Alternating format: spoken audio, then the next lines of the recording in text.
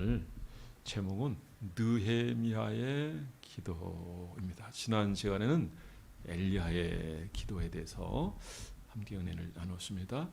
오늘 여기 느헤미야는 우리가 주목해야 될 인물이에요. 기도의 모본을 보였기 때문에 그렇고, 어쩌면 리더들 중에서 가장 탁월한 우리에게 본이 되기 때문에 그래요. 최고의 리더는 우리 예수님이고, 또 이와 같은 느헤미야가 있으므로 우리가 오늘 각 자리에서 리더의 어떤 역량을 배울 수 있는 기회가 되지 않겠는가. 술 맡은 관원이고 페르시아, 그러면 그때 강대국입니다. 요즘 얘기하면 미국 정도 되는 나라예요. 그런 나라의 술 맡은 관원, 술 맡은 관원 정도 되면 아무나 그 자리를 주질 않아요.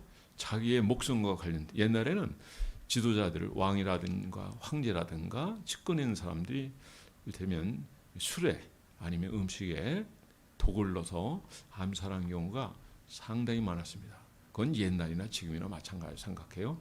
그런 높은 자리에 있는 사람들은 항상 위협을 받게 되는데, 자, 이런 자리에 느헤미야가 앉았다는 건 왕이 대단히 신뢰한다라고 하는 거죠. 왕이 신뢰하는 사람. 그러니까 이 사람이 얼마나 성실하게 살았는지, 하나님 사람으로 얼마나 경건함이 온전했는지를 우리에게 보여주는 모습인데, 우리 느헤미야의 모습을 보면서 한 사람 생각나는 사람이 있습니다. 여기 이 느헤미야는 그 좋은 자리, 술 맡은 거 하는 자리, 왕의 측근에서 정말 중요한 역할을 그런 자리에서 조국의 소식을 듣고 고국 땅에 들어가서 성벽을 건축하려고 하는 이 생각에는 조금 더 후회함이 없는 거예요. 그러니까 이런 모든 걸 내려놓고 출발했다는 거는, 이거는 우리가 본봐야 될 너무 멋진 리더의 모습이다 생각합니다. 우리는 물질주의로 살면 안 됩니다. 그리고 자기의 행복도 필요하지만, 그러나 나보다 다른 사람을 먼저 생각하고 그들을 위해서 우리가 섬기기 위해서 존재한다라고 생각한다면 참 잘 사는 거라고 생각하고, 이런 인생들에 대해서는 하나님이 복에 복을 더해 주시고 은혜 위에 은혜를 더해 주셔서 그 인생의 삶이 얼마를 살든 간에 주님과 동행하는 삶을 살게 될 것이며 평안과 은혜를 누리게 될 줄 믿으시기 바랍니다. 자, 모세가 그랬어요. 모세가 히브리서 11장에 보면 모세에 대해서 이렇게 기록되어 있습니다. 24절, 믿음으로 모세는 장성하여 바로의 공주의 아들이라 칭함을 거절하고 도리어 하나님의 백성과 함께 고난받는 것을 더 즐거워하고, 다음에 차기 바로 밑에 왕이 될 수 있는 가능성이 거의 100%에 100%. 그대로 그 자리 이어갈 수 있는 자리지만 하나님의 백성과 고난받는 걸 더 즐거워했다. 그래서 자기의 방식으로 히브리인이 어려움을 당하는 걸 보고 그 어려움을 주는 사람을 패가지고 현장에서 죽였잖아요. 모래 파묻었지만 그때는 사람을 죽이시는 권한은 바밖에 없어요. 아들이라 할지라도 그거는 책임을 묻게 되어 있어요. 그러니까 결국 야밤 도주하게 되고 미디안 광야로 가게 되고, 거기서 그가 하나님 앞에서 훈련을 받게 되는 상황까지 가게 되고, 마침내 나는 아무것도 할 수 없다고 할 때 그를 불러서 하나님으로 살게 하시고, 그리고 하나님이 그 인생의 일을 인도해 주셔서 이스라엘 백성들을 지도하고 마침내 홍해를 건너고 그리고 광야를 지나게 하시는 하나님이셨습니다. 자, 여기 느헤미야가 기도한 내용이 뭔가를 좀 살펴보겠습니다. 자, 5절 말씀 우리 한번 다 함께 읽어보겠습니다. 시작. 왕에게 아뢰되 왕이 만일 좋게 여기시고 종이 왕의 목전에서 은혜를 얻었사오면 나를 유다 땅 나의 조상들의 묘실이 있는 성읍에 보내 그 성을 건축하게 하옵소서 하였는데, 이렇게 나라가 지배를 받고 또 넘겨진 상태에서 조국의 성벽을 쌓는다고 하면 역적 행위고, 이거는 그대로 처벌을 받을 수 있지만, 제가 은혜를 입었다면 또 왕이 인정하는 그런 자리에 있고 술 맡은 관원이었잖아요. 그러면 내게 또 은혜를 베풀어 주셔서 이렇게 몇 가지 하는데, 조국의 성벽이 황폐됐습니다. 그 성을 내게 건축하게 해주세요 라고 했는데, 앞에 참 지혜로운 얘기 있습니다. 그냥 무조건 성벽을 건축하게 해주세요라고 한다면 오히려 어려움을 겪을 수 있어요. 저는 가두어라, 그리고 죽일 수 있어요. 그런데 왕의 마음을 건드려요. 은혜를 입었으면. 그리고 조상들이 묻혀있는 그 성벽이 무너졌습니다. 제 마음이 이렇습니다라고 하면서 얘기할 때 왕도 좋게 여겼고 그 옆에 누가 앉아 있어요? 왕후가 앉아 있었어요. 근데 왕후도 여성들은 좀 그런 게 있어요. 남자들이 하나를 보게 되면 또 다른 면을 생각해서 그래서 생각들을 온전히 할 수 있는데 근데 이 여인마저도 느헤미야 편이었다. 동의를 해주고 마침내 고국 땅에 들어갈 수 있도록 해서 성벽을 건축하게 했다라고 하는 거죠. 자, 주를 사랑하고 주의 계명을 지키는 자에게는 하나님께서 그 언약을 이루게 해준다라는 이 확신과 믿음이 있었습니다.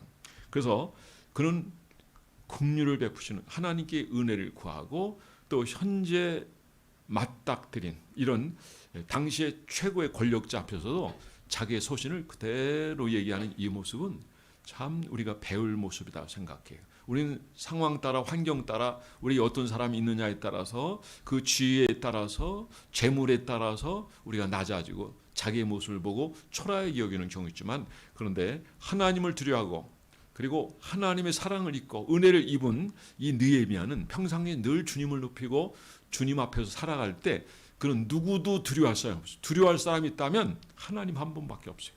하나님 한 분. 여러분 하나님은 살아계시고 여러분의 모든 것을 아시고 지켜보시고 또 여러분들을 복주기를 원하시는 줄 믿으시기 바랍니다. 이런 여러 가지 일이 있고 사건이 있고 이런 섭리 과정 속에서 나를 하나님 쓰시기를 원한다고 한다면 여러분 우리가 준비되고 쓰임받으면 얼마나 좋겠어요. 할 일만은 이 땅에 하나님 우리를 부르셨는데 그 부르심에 아름답게 응답하는 저와 여러분이 되기를 주의 이름으로 축원합니다. 죄를 잡아가고 있습니다. 자, 여기 우리 1장에 보면은 4절 이렇게 나와요. 우리 4절 다 함께 읽고 1장입니다. 시작. 이 말을 듣고 앉아서 울고 수일 동안 슬퍼하며 하늘의 하나님 앞에 금식하여 기도하여 이르되 하늘의 하나님이 여호와의 크게 두려우신 하나님이여 주를 사랑하고 그의 계명을 지키는 자에게 언약을 지키며 긍휼을 베푸시는 주여 간구하나이다. 6절 이제 종이 주의 종들이 이스라엘 자손을 위하여 주야로 기도하오. 우리 이스라엘 자손이 주께 범죄한 죄를 자복하오니 주는 귀를 기르시며 눈을 여시사 종일 기도를 들으시옵소서. 나와 내 아버지 집이 범죄 7절까지 주를 향하여 크게 악을 행하여 주께서 주의 종 모세에게 명령하신 계명과 율례와 규례를 지키지 아니하였나이다. 자, 앞에 하나님이 이렇게 기도를 평상시하고 그 내용에 대해서 응답을 받기 전에 그 응답이 주어지기 전에 무엇이 있었느냐? 하나님 앞에 자복하는 기도가 있고 조상들의 죄가 조상의 죄로 끝나는 것이 아니라 그게 바로 내 죄입니다. 그리고 또 조상들의 죄로 또 내가 또 그 회개하는 모습을 1장에서 아주 자세히 살펴볼 수 있습니다. 그래요. 하나님 응답의 기도는 어떤 기도가 되어야 되냐면 그 죄를 인식하는 거예요. 인식하고 그리고 고백할 수 있으면 좋겠습니다. 자, 인정한다는 거는 이거 매우 중요한 자세예요. 주를 섬길 때, 그때는 괜찮아요. 찬양할 때 좋아요. 그런데 우리가 따로 우리가 생활할 때, 아니면 혼자 있을 때, 아니면 인간관계 속에서 부딪힐 때 보면은 인간적인 냄새 이런 요소들이 많이 드러날 때, 그러니까 성숙한 그리스도인하고 그렇지 않은 그리스도인은 이런 면에서 차이가 있습니다. 그러니까 우리는 하나님 앞에 일하는 이런 자세, 또 이런 자리에서 마찬가지지만은 그리고 우리가 또 인간관계 속에서 아니면 어떤 공동체 속에서 사람과의 만남 속에서 그때 우리가 생활하는 그 속에서 보면은 우리의 그 성격이 그대로 드러날 수 있고요. 그리고 범죄할 수 있는 가능성이 누구네가 있어요. 저는 이제 최근에 일어나는 일들을 보면서 참 하나님 우리에게 긍휼과 은혜를 베푸신 하나님이다라고 하는 것을 알 수가 있습니다. 예를 들면 돌아가시는 분들 보면요, 평상시 부족하잖아요. 그러면 하나님 어떻게 하셔요? 그 누워 있는 동안에 복음을 듣게 하시고 또 회개하는 시간을 갖게 하고 그리고 또 특히 집안에 이렇게 믿는 사람이 더러 있으면 연결돼 가지고 목사도 올 수 있고요, 전사도 올 수 있고 또 자녀가 안타까운 마음을 가지고 복음을 전하면 그걸 다 듣는다는 거예요. 다 들어요. 그러니까 그 과정 속에서 하나님 은혜를 베풀어 주시는데 놀라운 역사가 나타나는데 구원의 문제가 여기서 해결된다는 거죠. 그러나 우리가 마지막 때에 가서 구원받는 사람이 되어서는 안 되고 일반적인 삶 속에서도 성숙한 모습으로 우리가 하나님 앞에 범죄하지 않고 죄를 이기고 성령으로 능력으로 살아가면서 온 삶 속에서 많은 이들에게 빛과 소금 역할을 감당하고 그리스도인의 삶으로서 아름다운 그 모습을 보여줌으로 사람들에게 좋은 영향을 주고 하나님께 기쁨이 되는 저와 여러분이 되기를 주 이름으로 축원합니다. 느헤미야 같은 경우가 이런 면에서 보면 참 완벽에 가까운 사람이에요. 그러니까 리더를 우리가 모델로 삼고 있는 거죠. 자, 1장의 내용에서는 조국의 성벽이 무너졌다 하는 소식을 듣고 가만히 있지 않았어요. 마음이 동했어요. 그래서 금식하며 울며 기도해. 자, 금식했다는 걸 뭘 얘기하는 거예요? 목숨 걸고 기도했다는 거예요. 여러분, 목숨 걸고 기도한 적 있습니까? 분인나가 한나를 괴롭혀. 왜 괴롭히냐면 옛날에는 그래요. 첫 번째 아내가 아이를 못 낳으면 두 번째 여인이 들어가지고 아이를 낳게 되는 경우에, 아니 아이를 안 낳을 때는 상관없는데 아이를 낳게 되면 그 여인이 본처를 핍박해요. 분인나 같은 경우가 한나를 이렇게 핍박을 했죠. 그러니까 괴로운 거예요. 그러니까 어떻게 돼요? 목숨 걸고 기도하는 거예요. 여러분, 목숨 걸고 기도하면 하나님 반드시 응답해 주실 줄 믿으시기 바랍니다. 어떻게 기도합니까? 엘리 제사장이 올 때 마치 술 취한 여인과 같았다. 너 술 취하지 않았느냐? 그렇게 물어볼 정도였다니까요. 근데 술 취한 게 아니라 기도에 취한 거죠. 너무 간절히 기도하다 보니까 좀 마치 술 취한 여인처럼 그렇게 봤을지 몰라요. 그러나 정말 훌륭한 하나님의 사람이란다면 그 상황을 분명히 파악할 거예요. 엘리 제사장은 여러분이 잘 아신 것처럼 그 어둠의 시대에 참 좋지 않은 모습을 보여줬고 자녀 또한 그런 길을 걸어가고 그 집안이 멸문지화를 이루게 되는 그런 상황까지, 그 당시 이스라엘 나라가 영적으로 어떤 상황인지를 또 보여주는 면모도 있었죠. 자, 이 한나의 기도는 목숨 건 기도예요. 어쩌면 금식을 했는지 안 했는지 모르지만 어쨌든 목숨을 건 기도였다는 거죠. 울며 불며. 그리고 하나님께서 사무엘을 주셨잖아요. 이 사무엘을 하나님께 드려요. 여러분, 드리니까 어떤 결과가 나타나세요? 더 많은 걸 주십니다. 하나를 드렸는데 많은 자녀를 줘요. 그런데 태어난 자녀들이 다 귀하게 세워지고요. 하나님께서 귀하게 쓰임받는 그 모습을 볼 수 있고요. 사무엘은 그 시대 가장 훌륭한 리더로 세워져요. 사무엘 입에서 나가는 그 말 한마디 한마디가 땅에 떨어지는 말이 하나도 없었어요. 모든 이들이 존경하고 사랑하고 나라가 어려울 때는 우리 위해서 기도해 주세요. 그러니까 여러분 유명한 말 있잖아요. 내가 기도를 쉬는 죄를 범하지 않겠노라. 그러니까 무슨 얘기예요?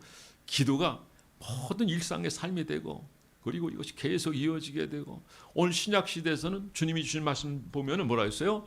항상 기도하고 낭망하지 말고 숨쉬도 기도하고 항상 깨어 기도하고 마가음 1장 35절 말씀에 보면 새벽 미명의 시간 한적한 곳에 가셔서 습관을 따라 기도하셨던 모습을 볼 수 있고 사람들이 예수님 찾습니다라고 그러니까 예수님이 그때 하신 말씀은 유명하죠. 나는 다른 마을 가서 전도해야 되겠다. 주님은 전도에 관심 있어요.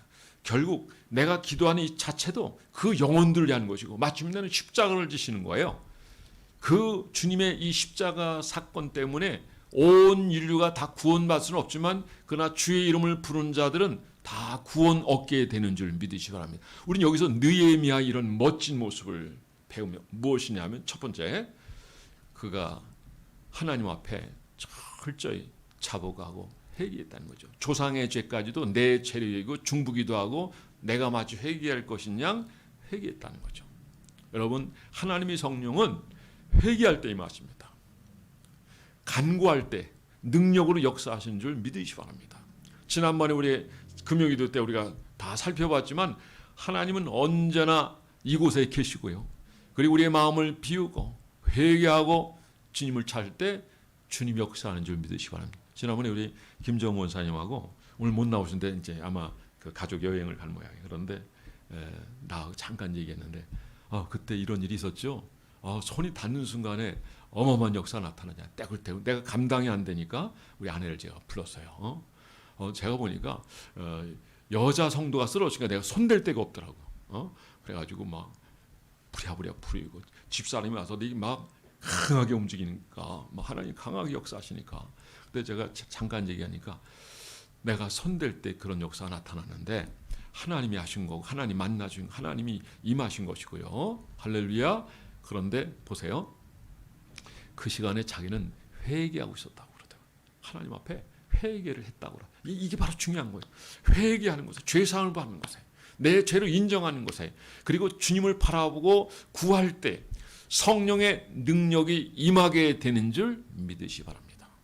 베드로 설교 중에도 나왔잖아. 너희가 죄사함을 받고 세례를 받으면 성령 너에게 임할 것이고 그때는 육획해 되어지는 날이 이를 것이다. 자, 우리 여기 1장에 보면 이제 느헤미야가 이런 죄를 쭉 얘기하고 2장에 가서 보면 그 제목을 다 얘기했는데 그 결과를 하나님이 어떻게 응답하십니까? 기도한 대로요. 따라서 기도한 대로. 여러분 어떤 경우에는 앉아있다 보면 뭐 9시, 10시, 아침 낮 10시까지도 앉아있을 때가 있어요. 어떤 때는 생각 없을 때, 그러나 주님 바람, 주님 의지합니다. 기도하면 하나님이 기도의 제목을 주시고 뭘 간구할지를 깨우쳐 주시고 알게 해주시고 기도하다 보면 나도 모르는 사이에 상당히 내가 참 많은 걸 배우고 깨닫는구나. 여러분 중요한 거 뭐냐면 하늘에서 아버지 뜻이 이루어진 것처럼 이 땅에서도 아버지 뜻이 이루어지기를 원하는 마음이다. 이게 주기도문 내용이거든요. 주기도문 내용을 쫙 보세요. 내 뜻을 이루는 것이 기도가 아니라 아버지 뜻이에요. 교회를 통해서 나를 통해서 오늘 하나님이 이루고자 하신 뜻이 있어요. 그거는 영혼 구원인 줄 믿으시기 바랍니다. 결국 예수께서 십자가를 지신 이것도 우리의 영혼을 구원하기 위해서. 우리의 죄로 인해서 우리는 영죽을 인생이에요. 그걸 용서할 수 있는 방법은 예수 그리스도께서 이 모든 죄를 담당하는 겁니다. 그가 찔림은 우리의 허물로 인하며 그가 상함은 우리의 죄악을 인함이라. 그가 징계를 받으면 평을 누리고 그가 채찍에 맞음으로 너희가 나음을 입었도다. 우리는 양 같아서 각기 제 길로 갔거늘 여호와께서 우리 무리의 죄악을 그에게 담당시키셨도다. 주님이 우리의 질고를 담당하시고 그 다음에 우리의 뭘 담당하셨어요? 죄를 담당하셨어요. 할렐루야. 우리 문병호 장로님, 큰형님이 지금 69세라고 그러더라고요. 지난번에 장례 치를 때 그 집안에 장례에서 갔다 왔는데 그때 뵈서 참 좋으신 분이더라고요. 또 인품도 좋으시고 잘생기고 그러셨는데 지금 몸이 상당히 사람을 못 알아볼 정도에 지금 몸이 굉장히 안 좋다고 그래요. 그래서 아까 잠깐 얘기하고 잠깐 기도했는데요. 우리가 이 세상에서 얼마를 더 사느냐 그게 중요한 것 같지 않아요. 우리 어머니 사건도 그렇고 그리고 쭉 제가 봐왔고 또 신앙생활하면서 그 모든 걸 많이 알잖아요. 또 말씀을 알고 또 준비하고 전하잖아요. 우리가 이 땅에 얼마를 사느냐 그게 중요한 것이 아니라 오히려 우리가 빨리 부름받으면 이거 더 좋지 않느냐 그런 판단. 왜냐하면 사도 바울은 두세 개 내가 끼었는데 내가 빨리 가기를 원한다라고 한 걸 보면은 너무 좋은 천국이기 때문에 그래요.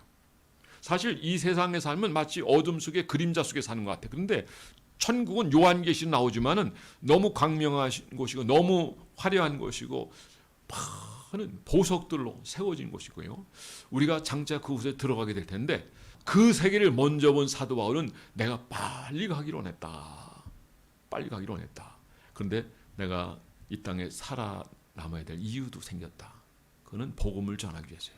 그리고 그가 생명을 연장하게 되었을 때 그는 쉬지 않고 열정적으로 복음을 전하기 위해서 최선을 향해 달려가는 그 모습을 볼 수 있습니다. 어떤 경우는 그런 얘기도 하잖아요. 내가 그 사람들 어깨에서 내 그 사람처럼 한다. 이거는 변절주의가 아니에요. 상황 따라 움직이는 게 아니라 그 영혼을 구원하기 위해서 내가 그들의 문화도 때로는 받아들이고 그 사람 용납하고요. 어떤 경우는 막 그가 다투고 싸우거든요. 면사포를 썼느냐 안 썼느냐 아니면 뭐 할례를 받았느냐 안 받느냐 이런 문제, 이 갈등이 계속 나죠. 이거 말고도 뭐 음주 문제도 나올 수 있겠죠.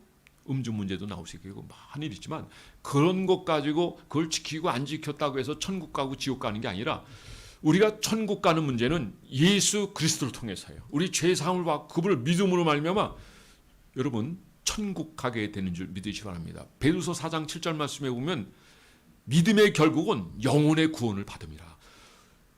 우리 인생이 이 땅에서 아무리 화려한 삶을 살고 대단한 역량 있는 사람이라 할지라도 우리가 하나님과의 관계에서 구원받지 못한다면 가장 불쌍한 존재라고 생각해요. 내가 아까 문자님한테 그런 얘기했어요. 이 나머지 시간에도 복음을 전하고 어찌하든 그분이 하나님 만나고 구원받은 백성으로 산다고 한다면 그래도 복을 받은 인생이고 전혀 후회함이 없을 거다고. 그러니까 최선을 다해서 복음을 어떻게든 전하고 하나님 알게 하고, 여러분 복음은 들려질 때 믿어지는 것이고 그리고 마지막 그런 상황에서는 우리가 간절한 마음이 있고 복음을 전하면 결국에는 복음을 받아들일 수밖에 없다는 거죠. 그러니까 이런 기회를 선용해서 복음을 전해야 된다는 거예요. 여러분 가정도 마찬가지. 아직 복음을 받아들이지 않은 사람이 있다면 힘써 복음을 전하세요. 이 일이 아주 소중한 거라 돼요. 한나가 그 자녀의 문제를 그렇게 소중히 여기고 목숨 걸고 기도한 것처럼, 금식하며 기도한 것처럼 말이죠. 우리도 우리의 영혼을 위해서, 자녀의 영혼을 위해서, 남편의 영혼을, 아내의 영혼을 위해서 그렇게 기도한다면 반드시 우리 주님 우리 기도를 들으시기 때문에 응답해 주실 줄 믿습니다. 중요한 거 뭐냐면 하나님 내 죄를 용서하시고 조상의 죄를 용서하시고 민족의 죄를 용서하시고 모든 걸 안는 거예요. 안는 거. 자, 우리 장군들 중에도요 훌륭한 장군들이세요. 지금에 이재수 장군 같은 거. 이재수 장군은 저하고 나이가 같은 것 같아요. 제가 7사단 5연대 4대대 때 그 또래들이 거기 훈련받아서 그 앞에 있어서 그때 다 만났던 적이 있어요. 전 대대 군중이었고 어쨌든 그분이 그 얘기했죠. 그런 지난 정권 얘기지만은 모든 죄를 내가 안고 가겠다. 모든 죄를 내가 안고 가겠다. 그게 참 멋있는 거예요. 그 사람 장례식 때 참석한 사람 이순신, 그 삼상원학교 나온 사람으로서 이제 별 4개를 다른데 삼상원학교 나와서 별 4개 단 사람 그 사람 한 분밖에 없는 것 같은데 어쨌든 그분이 한 유명한 말이 있어요. 유명 말이 있어요. 어떻게 이렇게 장군이 한 사람이 죽었는데 어떻게 아무도 안 나타나니? 눈치 본 거죠. 장군이라면 적어도 눈치 보지 말아야죠. 그리고 그들은 목숨 걸고 거기까지 갔는데 권력이 들어가지 못 간 거죠. 사실은 우리 그리스도인들은 누구 두려워할 게 아니라 하나님만 두려워하시고 하나님 앞에서 신실하게 살아가는 여러분 되기를 주의 이름으로 축원합니다. 사랑하는 성도 여러분, 여기 느헤미야는 기도의 목숨을 걸었어요. 기도에. 여러분들도 기도의 목숨을 거는 여러분들 되기를 바랍니다. 그러면 기도의 결과가 어떤가 한번 보세요. 그러냐 우선 기도의 결과 술 맡은 관원이 되었어요. 자, 1장 11절 말씀. 그 다음에 지금 기도의 결과가 어떻게 되었어요? 왕이 듣고 동의를 해요. 그의 왕비도 듣고 동의해주고 기도할 때 기도 내용을 쫙 기도하면서 다 적어놨어요. 적어놓고 또 외웠어요. 왕이 내가 너한테 뭘 해주기로 나냐. 이렇게 갈 때 총독들에게 그 지역을 지날 때 나무를 주세요. 뭐가 필요하니까 뭘 주세요. 우리를 무사히 통과하게 해주세요. 다 조목조목 했는데 거절된 거 있나요? 다 들었어요. 중요한 것은 이 아닥사다 왕하고 느헤미야와의 관계예요. 그 신뢰감입니다. 신뢰감. 사람을 얻는 거는 우리가 악과 타협할 수는 없지만 사람을 얻기 위해서 그 사람을 용납하고 배려하고 함께하는 것이 중요하다 생각이 돼요. 어떤 경우는 나를 낮추고 겸손하면 사람들이 다 알죠. 너무 고집이 세고 너무 강하다 보면 부러지게 돼 있어요. 그리고 사람이 따를 수가 없는 거죠. 여러분 모든 사람으로 더불어 화평을 누린 여러분 되기를 바라고 그 좋은 관계를 유지하는 여러분 되기를 바랍니다. 그러다 보면요, 여러분 복음의 놀라운 역사가 나타나게 돼요. 사람도요 전도할 때 꾸준히 전도할 때요 잘 되질 않잖아요. 그런데 좋은 관계를 이루기 위해서 기도하죠. 또 뭐가 필요할까요? 가끔 뭐 사면 너무 비싼 거 사주면 상당히 부담을 느끼니 그렇게 하지 마시고 그냥 부담되지 않는 거. 아 이거 사는데 아무개 엄마가 생각나가지고 하나 더 샀어. 뭐 목욕 타올이라든가 이런 거 아니면 이렇게 뭐 초코파이 뭐 한 박스 정도 이렇게 뭐 큰 거 하나 뭐 트럭을 하나 사다 주면 막 기절 초풍하니까. 지난번에 우리 아들 결혼하는데 어떤 분이 1,500만 원을 축의금을 낸 거예요. 거기 딸이 2명이나 있어요. 집사님 앞으로 그 아이가 시집갈 텐데 그러면 나도 그걸 내야 되는데 이거 그랬더니 쭉 얘기를 해서 이랬더니 아니라고. 옛날부터 그걸 위해서 기도하고 준비하고 축의금을 준비했다는 거예요. 그러니까 그때 되면 그냥 평상시 이렇게 하면 됩니다. 눈물이 나더니 눈물이 나. 나라는 존재가 이런 존재였지만 부족하고 하나님 연약하지만 그래도 아이가 결혼할 때 그 옛날 교회를 떠난 지 한 20년이 넘은 사람이거든요. 떠나면서 하나님이 그에게 이렇게 응답의 역사를 알려주셔가지고 그때부터 이걸 준비해가지고 우리 아이가 결혼할 때 1,500만 원을 이렇게 축의금을 낸 거예요. 이건 저는 하나님의 손길이고 하나님의 사랑이라고 생각해요. 그 사람의 마음이 있어가지고 어떻게 했다는 것보다도 하나님의 사람의 마음을 움직여가지고 주의를 하니까 우리의 능력은 안 되니까 하나님께서 그렇게 하게 하신 거 아닌가. 뭘 제가 말씀드리냐면은 우리가 하나님 앞에 사는 것이 부중에도 하나님 앞에서 주님 매달리고 그분 붙드는 것이 소중하다는 걸 얘기하는 거예요. 여러분 하나님 앞에 신실하십시오. 성실하십시오. 최선을 다하면 하나님 여러분 모든 걸 아셔요. 마치 예수님 앞에 갔던 세례 완전 첩경을 평탄케 하리라. 왕이 가시는 그 모든 걸 해주는 것처럼 우리의 가는 길을 어쨌든 사람을 통해서 어떻게 하든 하나님 준비하게끔 하시고 일하게끔 하게 하시고 하나님 맡겨준 사명 감당하게끔 하시고요. 어떻게든 역량을 발휘하며 감당할 수 있도록 하시는 분이 우리 주님이라는 거 꼭 기억하시고 여기 느헤미야라는 이 사람 우리가 예의 주시해야 되는 이유는 온 시대에 너무 중요한 사람이에요.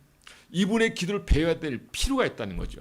근데 우리가 여기서 잊어먹는 게 있어요. 그건 뭐냐면 그냥 우리의 죄에 대한 인식이 없어. 근데 여기 느헤미야는 철저히 인식하고 조상의 죄까지 나라의 모든 것까지도 원인을 알잖아요. 원인은 바로 죄 때문에요. 주변 나라가 강하고 나쁜 나라가 있어가지고 우리가 망하는 게 아니라 우리가 죄 때문에 부패하고 우리 스스로 무너지기 때문에 망하는 거예요. 올람이라는 나라가 왜 망했어요? 올맹 때문에 망했습니까? 아니에요. 벌써 내부적으로 다 썩었어요. 부통령이 벌써 공산주의자가 벌써 앉아 있어요. 그 내부가 벌써 다 들어왔어요. 우리나라가 지금 그런 꼴이에요. 지금 이번에 김영길 박사님이 교과서를 다 사니까 80만 원 들더래요. 다 분석했는데 그거를 PPT로 다 만들었는데 어제 기회에 대해 한번 보셔요. 보내달라면 내가 보내드릴게요. 뭐가 어떻게 되는지. 이걸 배우면요. 교회에 나갈 수 없어요. 왜? 그거는 교회를 완전 적으로 여기거든요. 아이들 교과서에 교회에 나갈 수 없도록 만들었어요. 이걸 보고 가만히 있으면 안 됩니다. 자, 이 얘기는 여기까지만 하고 자, 우리 한번 1장 11절 말씀을 다시 한번 읽어보겠습니다. 1장 11절 시작. 주여 구하는 귀를 기리사 종의 기도와 주의 이름을 경외하기를 기뻐하는 종들의 기도를 들으시고 오늘 종이 형통하여 이 사람들 앞에서 은혜를 잊게 앞서서 하였나니 그때 내가 왕의 술관원이 되었니라. 왕의 술관원이 되었다는 것은 무슨 의미가 있습니까? 나름대로 그 인생은 성공했다는 거죠. 성공했다. 당시에 가장 힘 있는 사람이 인정해 주었다. 자, 세상적으로 보면 성공한 거예요. 그런데 이 사람이 하나님 앞에서도 성공한 인생이 되느냐? 기도하는 모습을 보고 나라를 위해서 자기가 뭘 해야 될지를 알고 울며 금식하며 통곡하며 그리고 열정을 다해서 목숨 걸고 기도하는 이 모습을 보니까 이런 면 하나님 앞에서 성공한 인생이 된다. 그리고 또 하나 그 좋은 주의 평생 어떻게 보면 편안하게 행복하게 높은 주의란 말이에요. 그 자리 우리가 할 때는 아이 술 맡은 거 하면 아이 교회에서 술도 못 먹게 하는데 왜 그 자리에 있을까라고 생각할지 모르지만 그냥 그때 배경을 보면 최고의 자리예요. 최고의 자리. 왕이 어쩌면 가장 신뢰하는 자리예요. 그런데 그 자리도 조국을 위해서 백성들을 위해서 앞으로의 미래를 위해서 이 사람 뭘 선택했어요? 모세처럼 바로의 공주의 아들이라 칭함을 거절하고 하나님 백성과 함께 고난받는 걸 더 즐거워했다고 하는 것처럼 역시 백성들 위해서 그리고 조국을 위해서 모든 걸 내려놓은 사람이에요. 여러분 어떤 인생이 가장 멋있는 인생입니까? 가장 아름다운 그 선한 뜻을 위해서 자기 지위와 명예와 재산과 모든 걸 내려놓을 수 있는 사람.